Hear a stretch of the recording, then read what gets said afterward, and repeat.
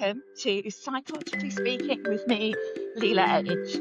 This week, it's the run edition. And don't worry, I'm not turning Psychologically Speaking into a running podcast. But I am camping this weekend and I haven't pre-recorded the podcast. So you're joining me on my run.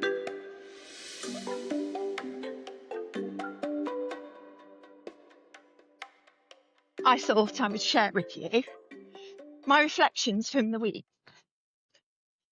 So I published the latest podcast, which was all about comparison. And the reason that I did that podcast was I'd been on two other podcasts this week. One with the wonderful Bookers, who's my producer. And we were reflecting on, what stops us getting started with podcasting, also what I'd enjoyed. And it's been really interesting to think about some of the wins of podcasting and how I've used it for my own benefit. So the podcast started as something to share my research around imposter phenomenon. But then earlier this year, out of the back of quite a difficult end of 2024, I thought I'd use it as a way to really talk about things that I was struggling with. So my running, my PhD, and just showing how I use my own coaching techniques to work through those. So that was really helpful.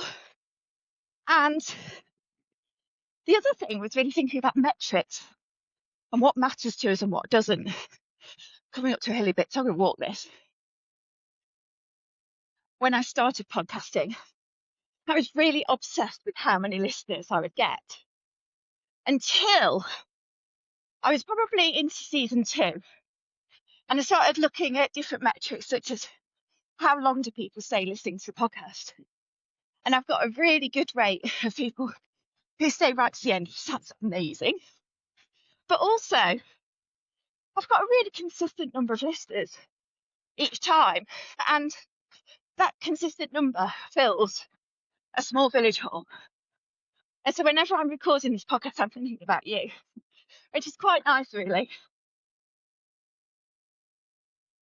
And because the podcast is, long-term marketing, evergreen material for my business, then I can have fun with it and also make it my own as well. So that's been really useful.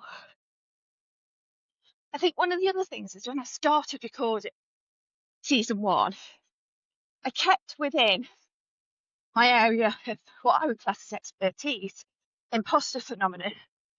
And as I moved into season 2, I did worry and think for a moment, what will other psychologists think of me covering different subjects? But I've taken this to kind of mean that I was pushing myself out of my comfort zone. That's a good thing. And 2, actually, I've had really good feedback. There are other psychologists I know who listen to this, and they like the way that I look at different areas of psychology and also philosophy and sociology.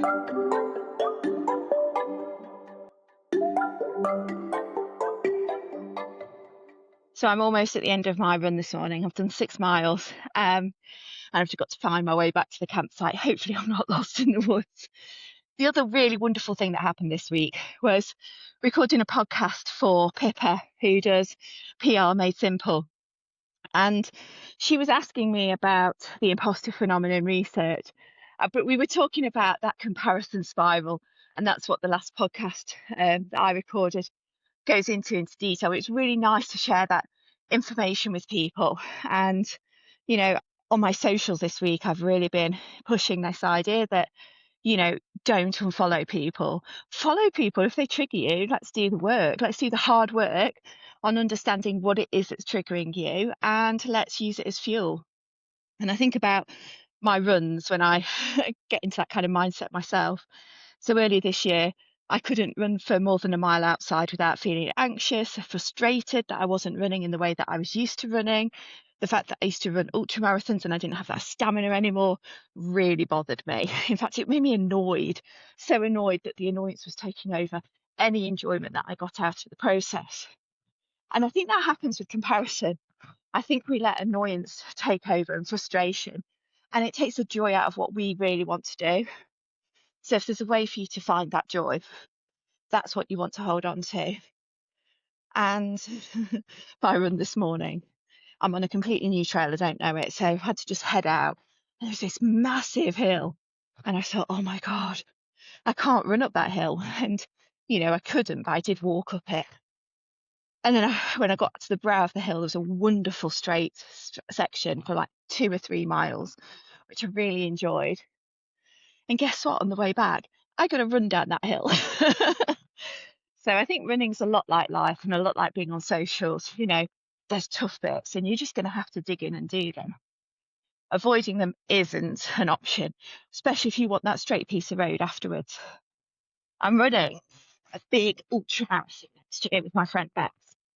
We're doing 70 miles along Hadrian's Wall. And you can see I'm shuffling along here. I'm not a fast runner, but it is about moving forward and keeping going. Running is 99% mindset. And so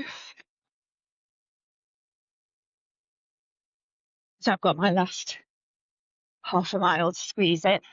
I'm going to share with you something that's worked really well for me, which is the power of headphones for silencing that inner critic. And it is the most obvious thing in the world that listening to music does drown out other voices. So, for example, this morning, I wanted a bit of company on my walk. I've listened to a pre-recorded run coach on the Peloton app with Susie Chan, which I really enjoyed. And when I'm working on my business or developing materials, sometimes, or my PhD, I sometimes listen to music. Again, I hope it just quietens down my internal voice. It's something that I've always struggled with, really, is just having a very active mind. And that active mind can be really mischievous, especially if you're feeling a little bit low or tired.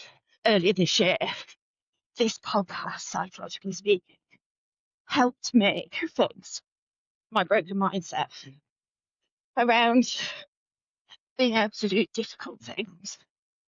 I think I'd fallen into a bit of a slump about what I could or could not achieve.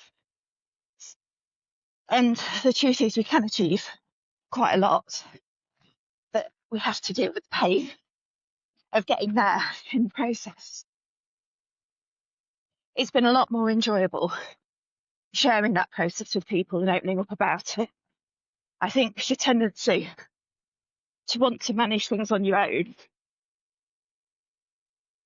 and keep your struggles hidden from people can be really challenging, and it prevents us moving forward. Thank you for listening to Psychologically Speaking this week, the Run edition. And next week, I will be recording from Birmingham because I'm going to be at the British Psychological Society Festival of Psychology. I'm there doing a piece on imposter phenomenon. I'm hoping to speak to psychologists about their research and bring their findings to you in the podcast. See you next time.